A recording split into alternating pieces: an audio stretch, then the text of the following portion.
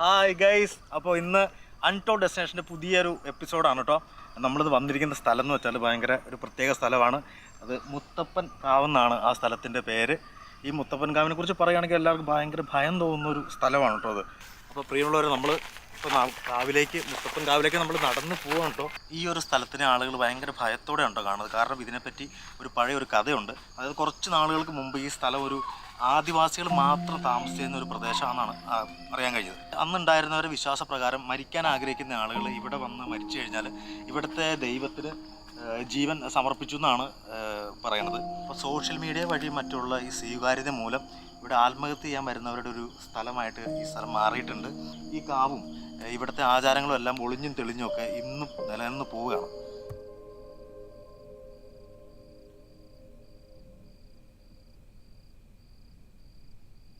അന്വേഷിച്ചു വരാൻ സ്വന്തമെന്ന് പറയാൻ ആരുമില്ല എന്നറിയാം. എങ്കിലും ആരെങ്കിലും വന്നാൽ അവർക്ക് വേണ്ടി ഇനിയൊരു മടങ്ങിവരവ് സാധ്യമല്ലാത്തൊരിടത്തേക്ക് ഞാൻ പോവുകയാണ്. എന്നിനെ അന്വേഷിക്കേണ്ടതില്ല എന്ന് ഹരിനാരായണൻ.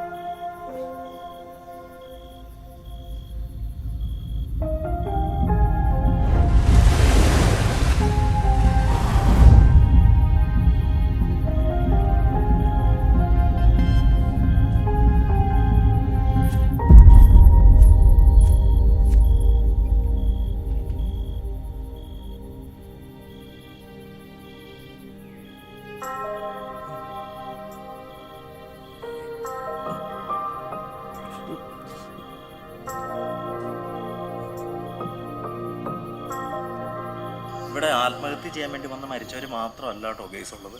അതായത് ഈ സ്ഥലം ഒരു കൗതുകത്തിന് വേണ്ടി കാണാൻ വേണ്ടി വന്നിട്ട് മറ്റു പലതും കണ്ട് അങ്ങനെ മരണപ്പെട്ട സംഭവങ്ങളും ഇവിടെ ഉണ്ടായിട്ടുണ്ട്. നാട്ടുകാർ പറയുന്നത് ഇവിടെ മരിച്ചവരുടെ ആത്മാക്കളെല്ലാം ഇവിടെ തന്നെ ഉണ്ടെന്നാണ്.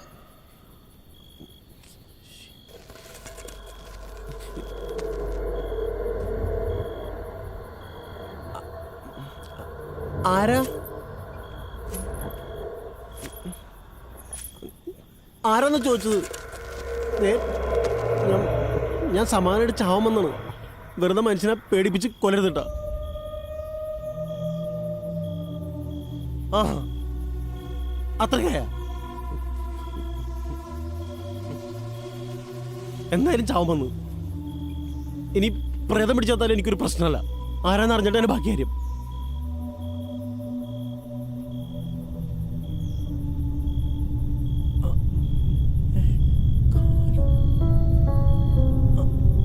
കണ്ടു, ഞാൻ കണ്ടു, ഞാൻ കണ്ടുട്ടാ.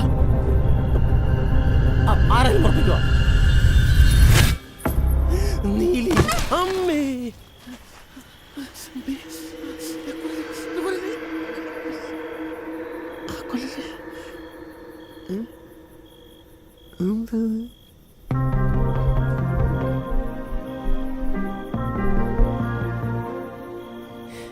ചുരിദാറിട്ട് നീലിയ.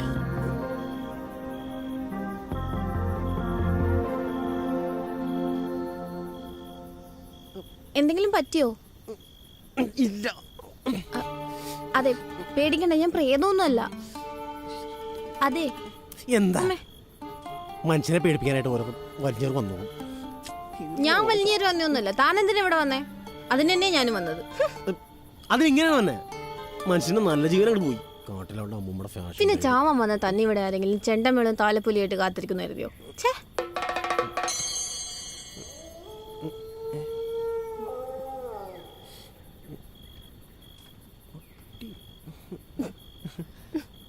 തനിക്ക് ആവുന്ന പണിക്ക് പോയാൽ പോരെ. തന്നെ കണ്ട് ഇതിനൊന്നും പറ്റൂല. പോലീസ് അങ്ങനെ വരുന്നതിന് മുമ്പ് വീട്ടിൽ പോകാൻ നോക്ക്. ദേ, വീട്ടിൽ പോണോ കാട്ടിൽ പോണോ ഞാൻ തീരുമാനിച്ചോളാം. മനസ്സിലായ? താൻ കാര്യം നോക്കി പോകാൻ നോക്കി. ഓ,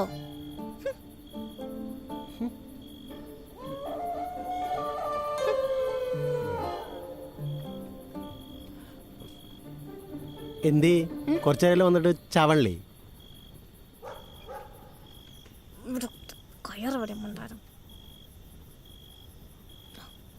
സെറ്റപ്പൊക്കെ ആയിട്ട് വന്നേക്കണം.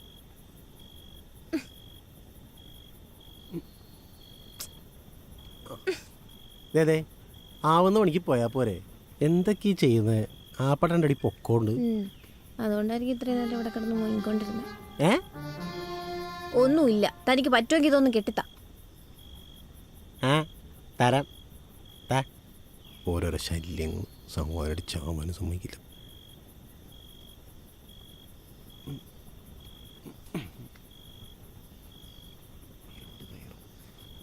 വാ, ഒന്നിക്ക് അളവിനനുസരിച്ച് കെട്ടിത്തരാം.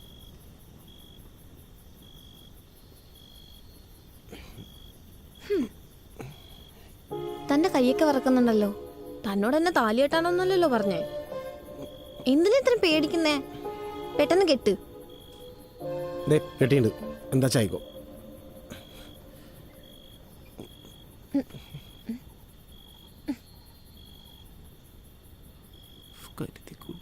ഈശ്വര, ഞാൻ ചാവുന്നിട്ട് വേറെ ശബ്ദത്തിന് കാവലേക്കൊണ്ടൊരു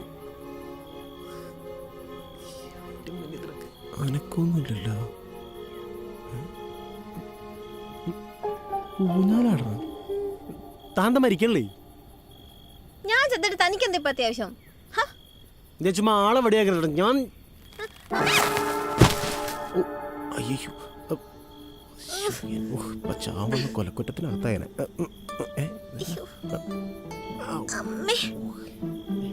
എടാ, തഞ്ഞു വിശ്വസിച്ച് തൂങ്ങിയിരുന്നെങ്കിൽ തൂങ്ങിയല്ല ഞാൻ ഇവിടെ വീണ് നാട്ടിലോട് ചേർത്തേനെ. പോട്ടെ, സാരമില്ല. അല്ല, ഞാൻ ഒന്ന് ചോദിക്കട്ടെ, ഒരു കയറ് പോലും കെട്ടാൻ പറ്റാത്ത താനെന്തിനാ ഇവിടെ വന്നേ? കൂടെ ഉടുക്കത്തെ പേടിയും. അത് വലിയൊരു കഥയാ. അതൊക്കെ പറഞ്ഞിട്ട് എന്തിനാ? ചുമ്മാ പറയുന്നേ. എന്തായാലും നമ്മളിനി കാണാൻ പോകുന്നില്ല. താൻ പറ, ഒരു കഥ കേട്ടിട്ട് മരിക്കാം.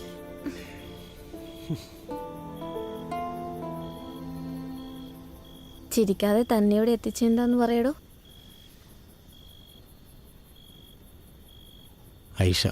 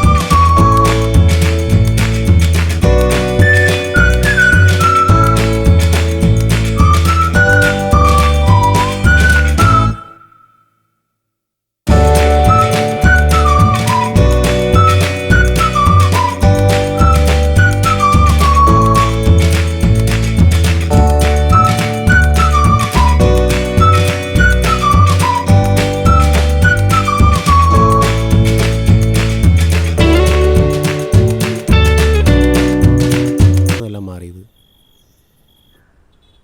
എനിക്കിപ്പോൾ ഇതേ മാർഗമുള്ളൂ ഹരി. ഇതിനാണ് ആയിഷ നമ്മൾ ഒന്നിച്ചത്, എല്ലാം പാതിയിൽ ഉപേക്ഷിച്ചിട്ട് പോകാനായിട്ട്? ഹരി, ഞാൻ പറയുന്നൊന്ന് മനസ്സിലാക്ക്. നമ്മുടെ ജാതി, മതം, കുടുംബം, എൻ്റെ വീട്ടുകാർ, അവർ നിന്നെ ഒരിക്കലും അംഗീകരിക്കാൻ പോകുന്നില്ല. എൻ്റെ ഇഷ്ടം കൂടെ അവർ നോക്കുമെന്നാണ് ഞാൻ ഇത്ര നാളും വിചാരിച്ചിരുന്നത്. പക്ഷേ എനിക്ക് തെറ്റി. അവർക്ക് വലുത് അവരുടെ അഭിമാനവും അന്തസ്സും മതവും ഒക്കെ തന്നെയാണ്. ഇനി ഞാൻ നിൻ്റെ കൂടെ വരണമെങ്കിൽ ഞാൻ അവരെ മറന്നു വരണം. അതെനിക്ക് പറ്റില്ല. ആയിഷ, മതി ഹരി, ഇതിവിടെ നിർത്താം. Good bye.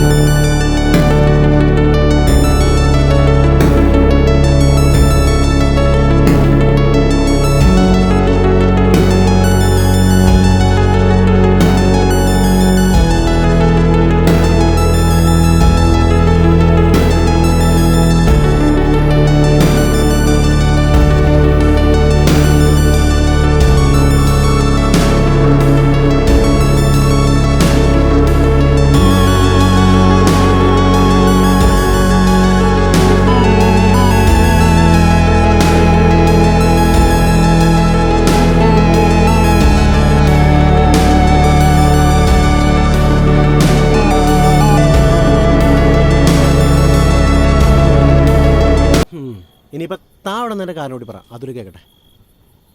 ഏറെക്കുറെ ഇതുപോലൊക്കെ തന്നെ. ആ, തന്നിട്ടേ ചോദിതാരാ? പോയിട്ടൊന്നുമില്ല, പക്ഷേ ഒന്നും പറയാൻ പറ്റാത്ത അവസ്ഥയിലുള്ളത്. ആഹാ, അല്ല ആളാരാ?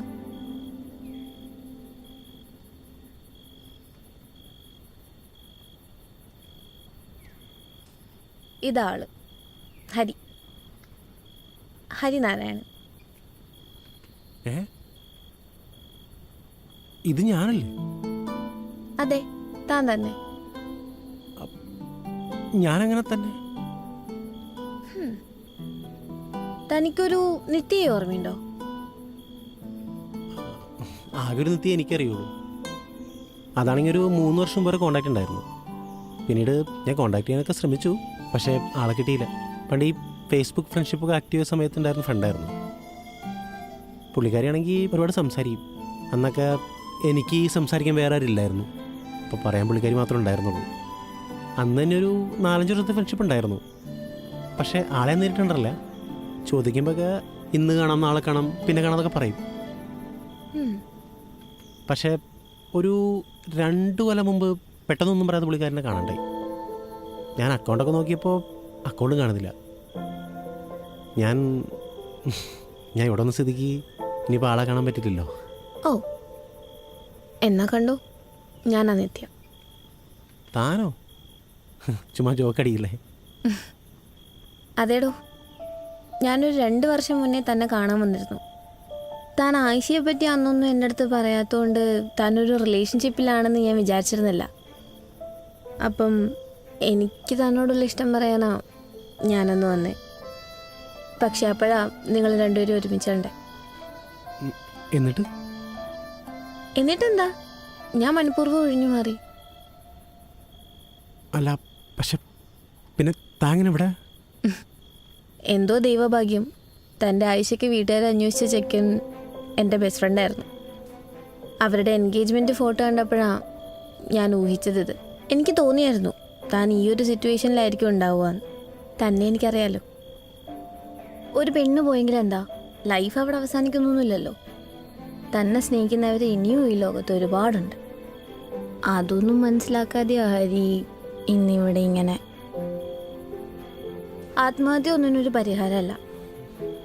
എനിക്ക് ഹരി അതൊന്ന് പറഞ്ഞ് മനസ്സിലാക്കണം എന്നുണ്ടായിരുന്നു. തന്നെ അങ്ങനെ വിട്ടുകളയാൻ തോന്നിയില്ല. അതാ പിന്നല്ല വന്നേ. പിന്നെ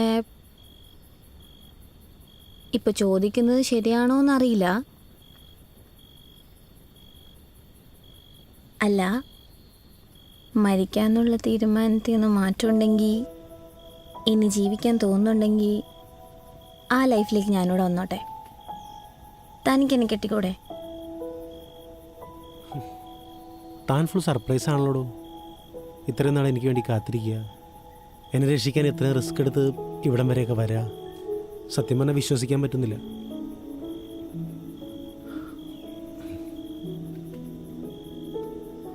പിന്നെ മരിക്കാൻ വന്നപ്പോൾ വരെ കൂടെ വന്ന ആളോടൊപ്പം ഒരുമിച്ച് ജീവിക്കാൻ പോകുന്നത് തെറ്റായിട്ട് എനിക്ക് തോന്നുന്നില്ല.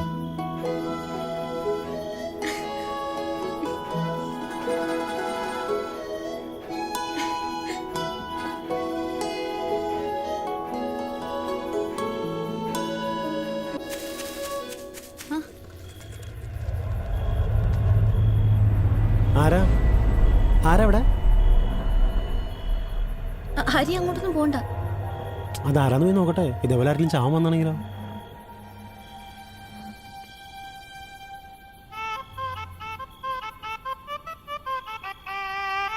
ആ, ചേട്ടൻ മരിക്കാൻ വന്നായിരിക്കും അല്ലേ? വന്നേ പറയട്ടെ, വാ. ചേട്ടൻ എടുത്തിയാടി ഒന്നും ചെയ്യരുത്. എല്ലാ പ്രശ്നങ്ങൾക്കും ഒരു പരിഹാരമുണ്ട്. ചേട്ടാ, നമുക്ക് 1000 പ്രശ്നങ്ങളുണ്ടാവും എന്ന് കരുതി നമ്മൾ തളരരുതൊരിക്കലും. ഞാനിതുപോലെ മരിക്കാൻ വന്നതാണ്. പക്ഷേ ദേ, ഇവിടെ എൻ്റെ തീരുമാനം മാറ്റി. അതേപോലെ ചേട്ടനും ആരെങ്കിലൊക്കെ വരും തീരുമാനം മാറ്റാനായിട്ട്. അതിന് പറ്റൂല ബ്രദർ. ഞാൻ ഓൾറെഡി ഒന്ന് മരിച്ചതാ. ഇനി എന്നെ രക്ഷിക്കാൻ ആരും വരില്ല. എന്നുവെച്ചാ ഞാൻ നിങ്ങളെ എൻ്റെ അടുത്തേക്ക് കൊണ്ടുപോകാൻ വന്ന. എങ്ങോട്ട്? വാ, എൻ്റെ കൂടെ കൊണ്ടുപോകാൻ. നമുക്ക് പോയാലോ?